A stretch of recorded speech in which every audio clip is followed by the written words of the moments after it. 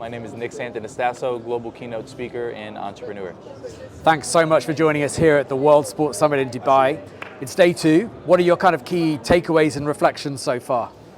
Yeah, what my key takeaways are is that sports unites people. It doesn't matter what your beliefs are, what your size is, what your color is, that the game of sports unites people and it brings a smile to their face. And I think the legends and the incredible athletes give evidence to other people that they can do really incredible things. And I also think there is a softer, grounded more side of seeing legends talk about what they struggle with.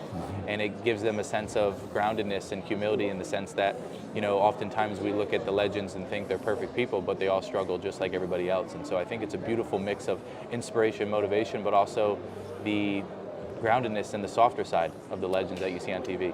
Perhaps sometimes the unheard stories. Yeah. Real sense of community here at the summit here in Dubai.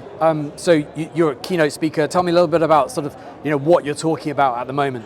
Of course. So today we're going to be talking about how the constraint or the body that I was born in actually was the engine for innovation. You see, in a world that worships the body, we didn't realize that the limit was always in the mind. And so I'll never be a Khabib or I'll never be a Ronaldo, but the champions come to me to think like a champion because I compete in the world of psychology. And I've realized that the biggest disability isn't the body, but it's the way that you think.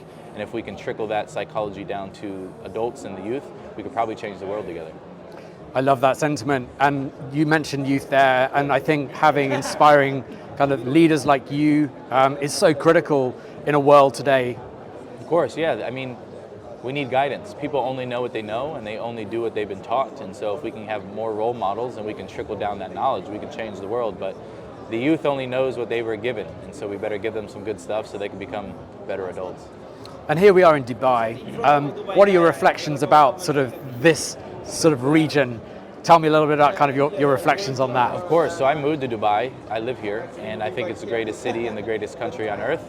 It's very forward thinking. They have targets, they have core values, they have missions, and they don't deviate from those things. And if you look at Dubai, we have people from all different walks of life and all different religions living in harmony. I mean, what a gift and what a blessing. And so I think Dubai and UAE in itself has created such an incredible environment to be the gold standard for the rest of the world to follow.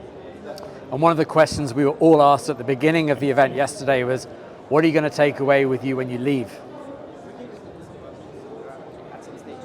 I think what I'll take away when I leave is that it's not just about me, but it's about the impact in the world. I think when things get hard and times get tough and business maybe goes up and down, that you're not only doing it for yourself, but you're doing it for all the people that are looking for hope and evidence within you. And so the project and the human experience is much more than just about you. It's about the people that you can impact.